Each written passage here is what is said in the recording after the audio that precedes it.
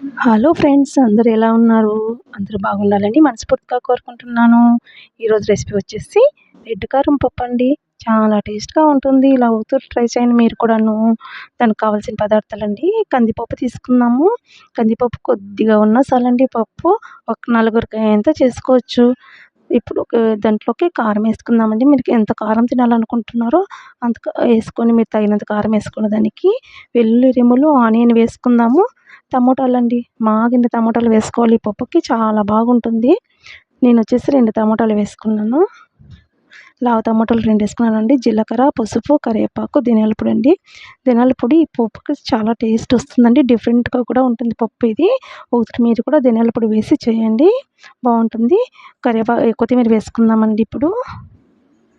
కడిగి కొత్తిమీర వేసుకున్నాను ఇప్పుడు. తర్వాత మనకు నీళ్ళ పప్పు కదా! నీళ్ళు ఎక్కువగా పడతాయి దీనికి. మనం నీళ్ళు ఎక్కువగా అంటే మనం బేలకు తగ్గట్టు నీళ్ళు వేసుకోవాలండి, బావుంటుంది.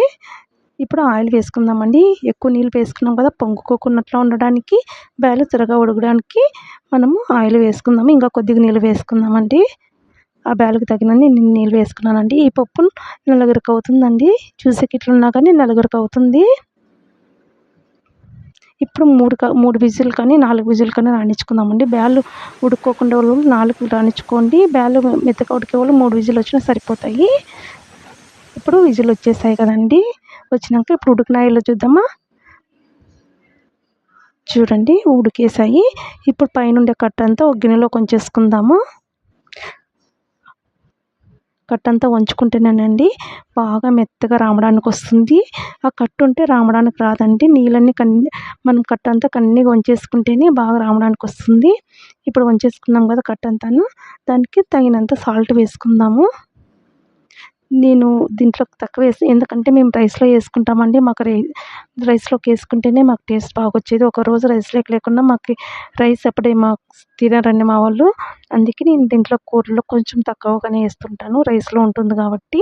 ఇప్పుడు బాగా రామేసుకుందామండి. మీరు కూడా రైస్‌లో చేయండి, బావుంటుంది. ఈవెన్ కర్రీలో సాల్ట్ తక్కువైనా కూడా టేస్ట్ బాగొస్తాయండి రైస్‌లో మనము సాల్ట్ వేసి వండుకున్నామంటే.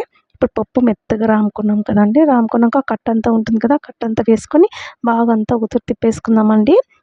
అంతా కలిసిపోతుంది చూడండి. ఈ పప్పు అంత నీళ్ళుగా ఉంటేనే టేస్ట్ బావుంటుంది. ఇప్పుడు దీనికి మనమంతా ఒక గిన్నెలోకి వంచేసుకుందామండి ఇప్పుడు.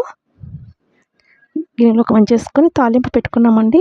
తాలింపుకొచ్చేసి నేను ఆనియన్, వెల్లుల్లి రెమ్మలు, మెంతాకు, కరివేపాకు, జీలకర్ర, ఆవాలు, 2 ఒట్టిమిరపకాయలు వేసుకున్నానండి. బావుంటుందండి. కొంచెం మెంతాకు వేసినామంటే తిరువాతకి టేస్ట్ కూడా బావుంటుంది. అంతేనండి. అందరికీ ఎంతో ఇష్టమైన ఎర్రకారం పప్పు రెడీ అండి. నచ్చితే ప్లీజ్ లైక్ చేయండి, షేర్ చేయండి, కామెంట్ చేయండి. నా ఛానల్‌ని అట్లా సబ్స్క్రైబ్ చేసుకోండి ప్లీజ్.